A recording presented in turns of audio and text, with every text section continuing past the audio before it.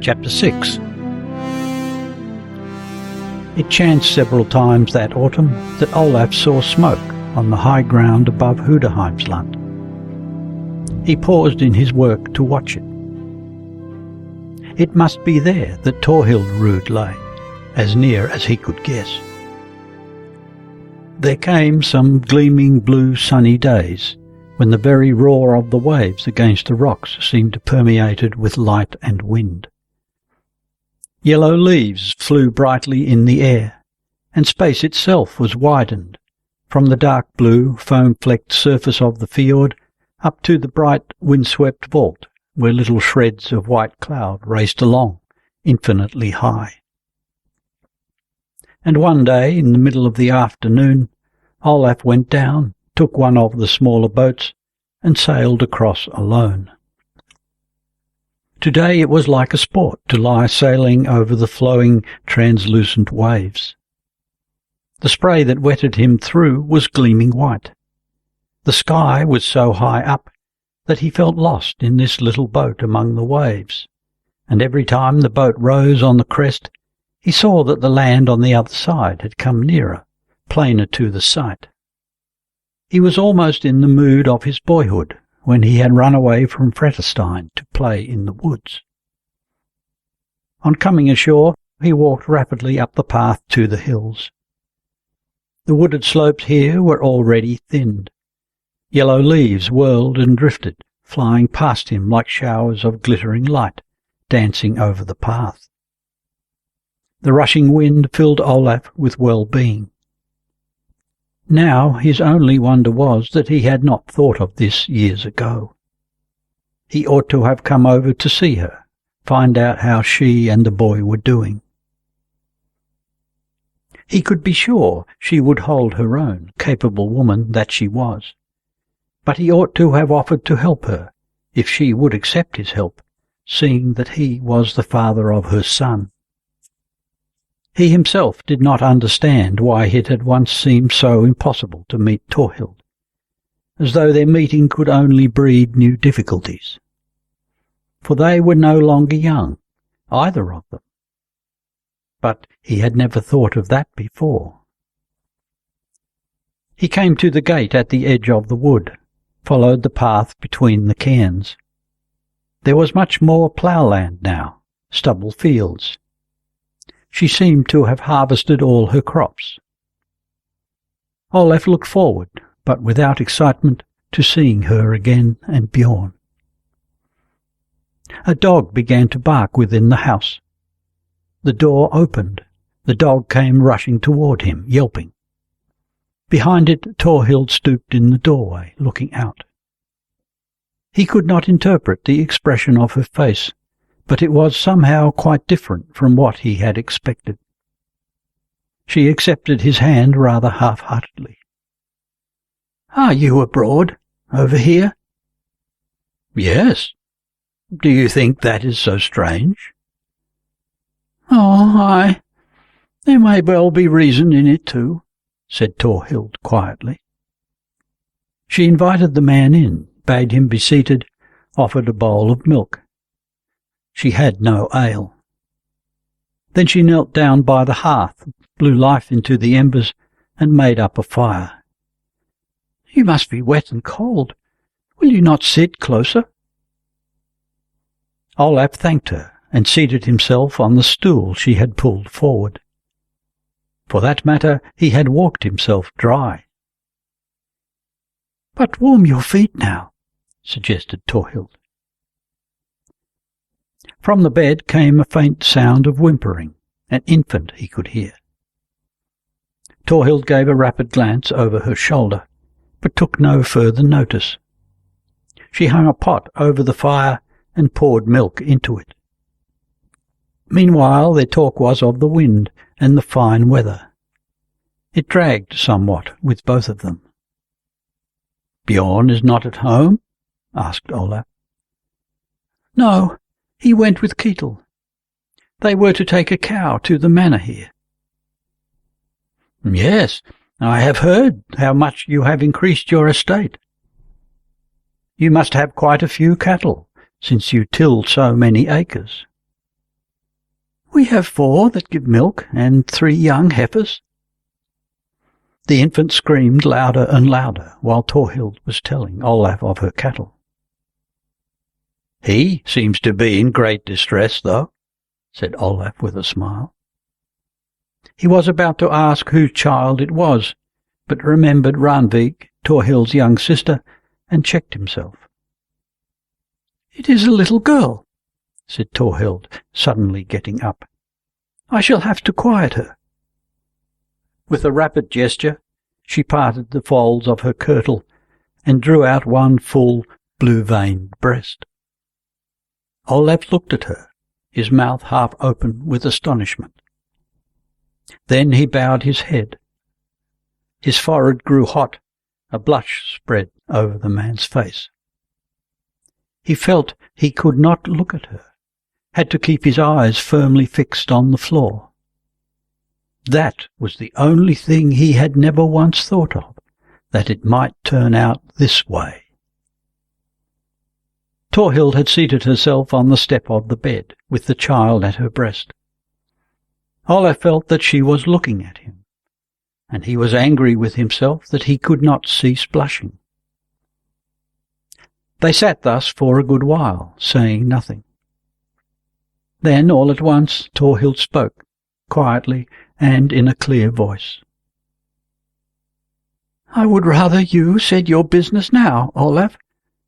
Then I will answer you as well as I can." "Business? I have no other business than that I thought I would ask after Bjorn, see him and hear how he's going. And you?" Thorhild answered, as though weighing every word she uttered. "I see right well, Olaf, that you may think that it was not for this you gave me the farm here. I was given Aukun that I might support myself and the child over here. But as I told you, the work here is now double what it was when I came, and I hold it better to have a man here to help me than that I should carry on the farm alone with hired servants. Then you must bear in mind I am now so old. Bjorn cannot have many brothers and sisters. Perhaps no more than this one." She bent her face caressingly over the sucking child and pressed it to her. As Olaf was still silent, Thorhild resumed with more warmth. "I considered it last year, before I gave him his answer, whether I should go over to Hestviken and speak to you of the matter. But then I thought it was a long time since I had heard from you. But I see that you may think I have acted otherwise than was in your mind when you gave me house and land, although there never passed a word between us that I was not to marry." Olaf shook his head. I didn't know that you were married." "It will soon be a year ago," said Thorhild shortly. Olaf rose, went up, and gave her his hand. "Then I must wish you good luck." She shook his hand, but did not look up from the child. "It is a daughter you have. What is her name?" "Borgny, after my own mother." Thorhild took the child from her breast, gathered together the kirtle over her bosom, dried the little one's mouth with the back of her hand, and turned her face to Olaf. A fair child. Olaf felt he must say so. Out of the tiny red face, the dark eyes, wondering, as is the way of infants, seemed to meet his. Then they slowly closed. She was asleep. Thorhild remained sitting, with the infant in her lap. Olaf thought that now she would surely tell him something of the man she had taken in here to be her husband. But she did not. "Your brothers," Olaf then asked. "Did they agree with you in this?" "You know, they have been used to that from childhood. As long as I can see them, they listen to me." Olaf thought, in that case, she might have done better to keep at least one of them here. But all she said was, "Like enough, you think there was need of a man here now. And yes, as matters stood, I had to marry Ketil. He would not stay here longer on other terms. And had I not had his help all these years, he has done more than a man's work at Alkon since he grew up. If I had let him go, hired another labourer, I could not be sure that he would not come to me one day with the same demand. So it was fairer to let Ketil take me and share the good fortune that is so largely due to him." Olaf made no reply. Then she said again, "You remember Ketil? You saw him when you were here last." "Did I?" "Yes. He was not fully grown then, but—" It dawned upon Olaf. A half-grown lad with a foolish face, a foundling, who had been with Torhild at the time. Flushing deeply without looking at her, the man asked, "Is he the one you have taken to be to my son in the place of a father?" "Yes," said Torhild in a hard voice. "Well, I have never claimed to order your doings." Olaf shrugged his shoulders. "And Bjorn?" he asked. "But maybe he is too young to have a say in this." "Oh, no, he has known Ketil as far back as he can remember. Ah, here they come." Her pale, large-featured face softened and lit up in a little smile. The door flew open. It led straight into the open air, and a gust of wind brought in the sound of young, laughing voices, a child's and a young man's. The smoke in the room swirled blue in the daylight. The boy had a windmill in his hand. He ran straight to his mother, beaming and shouting with joy. The man followed him, tall and fair. He said something, as with a laugh he pushed back his ruffled yellow hair and wiped his face. Then they both caught sight of the guest. Olaf saw that Ketil knew him. He checked himself, became more reserved in his manner, and looked confused. Torhild's husband was tall, rather loosely built, with big labourer's hands which hung dangling to his knees, but his face was childish and rather foolish with the long, low chin covered with fair stubble. Yellow, shaggy hair hung over his forehead. For all that, he was far from ugly. Torhild got up and laid the child in the bed, saw to the pot. She signed to Ketil that he was to take his place in the master's seat. He did so. The boy had remained standing by his mother. He was not tall for his age, but was closely knit, shapely and strongly built. Olaf saw that Bjorn took after the Hestvik race. Curly hair, pale as bog cotton, large eyes, clear as water, set rather far apart under fair, straight brows. His skin was white as milk, with a few little dark freckles over the root of the nose. He stood coolly surveying the stranger. Torhild spoke to her husband, asking how he had fared in his errand at the neighbouring manor. Then they talked a while of the weather and the crops. She tried to draw both the men into the conversation, but to little purpose. Then a young woman came in, one of the neighbours who came to help Torhild in the dairy. Torhild had not yet been churched after her childbed. Thorhild asked whether Olav had a mind to go out with Ketil and look around the farm. Bjorn went with them.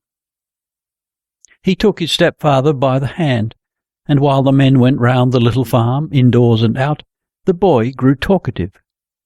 He agreed with everything his stepfather said, or added something to it. Hitherto they had borrowed a horse, said Ketil, but if their luck held a few more years— You must know, Ketil, said Olav, that if Thorhild thinks I ought to do something more for her— I know she does not, Ketil interrupted. And Olav, meeting his eyes, saw that the young man did not always look such a fool. We have shifted well enough for ourselves all these years. They had eaten their porridge, and Olav said he must think of going down to his boat. Then he called Bjorn and bade him come over to him. The boy came and stood before Olav, looking at him with a cool, watchful expression in his handsome, sullen young face. Do you know who I am, Bjorn? Asked Olav. Yes, I guess you are that Olav of Hestviken, who is my father. Olav had drawn a gold ring from his finger. Then you will accept this ring, Bjorn, a gift from your father? The boy looked at his mother and then at his stepfather. As they both nodded, he replied, I will, Olav. I thank you for the gift. He tried the ring on, looked at it a moment, then he went over to his mother and asked her to keep it. Olav took his leave soon after. He asked Thorhild to go outside with him. It was dusk and the wind had increased. The violent gusts bent the bare rowan trees so that their branches scored the chilly green of the clear sky, but thick masses of cloud were advancing from the south. Thorhild said, Will you sail home against this wind? You can stay with us tonight. Olav said he must go in spite of it. He threw the flap off his cloak over his shoulder. Since you are now married and have a child in wedlock, might it not be as well that Bjorn came over to live with me? He could not hear the answer for the wind, and repeated his own words. You must not ask me that, Olav. Why not? I shall not marry again, and I shall bring the boy up as befits my son. No. You, too, have true-born children. I will not have Bjorn go where he will be reckoned an inferior. Better to be the first at Thorhild than the last at Hestviken. Eirik has not been home now for 4 years. We seldom hear news of him, and it is uncertain when he will come back. I know it, but there is Cecilia, and that foster-daughter of yours, and your kinswoman, Lady Marta. Then you know that the name my brothers bear in those parts is not such as to bring the boy more honour. You are well instructed about my affairs, said Olav sharply. Such things are noised abroad, Olav, of a man in your station. Then Olav bade her farewell and left her. He tried to shake it from him as he walked down through the darkness and the storm. It was unreasonable to be so angry. Thorhild had a perfect right to marry. But that was the only thing he never thought could happen. It was true that she might need a master on her farm, and true what she said, that if she let Ketil go, the next foreman she took might make the same demand. But that she should choose this foundling of all others. He recalled Ketil's face, childishly young and fair, a tall, powerful lad, hand in hand with the boy, merry and playful both. The last time he took leave of her, it must be 7 years ago now, it had been Thorhild's wish that he should take her back. No, he would not harbour such thoughts. It was servile to think basely of any without certain knowledge. Bjorn. It must be bitter as death for a man to lose such a son, if he had had one. The roar of the surf filled the whole air. Through the gathering darkness the breakers rolled, alive and white. The packed stones of the little pier were battered and ground together with a dull booming by the waves that broke over them. Olav stood for a moment looking out. The wind had shifted due south. For all he had to do at home, he might just as well have stayed at Torhilrud till the morrow. He had never thought of taking up with her again, but still his anger seized within him whenever he recalled what he had seen up there. He was so wrought up that it surprised him. He had known all the time that she should never more be his, but he had nevertheless had some sense of ownership in knowing that she was there.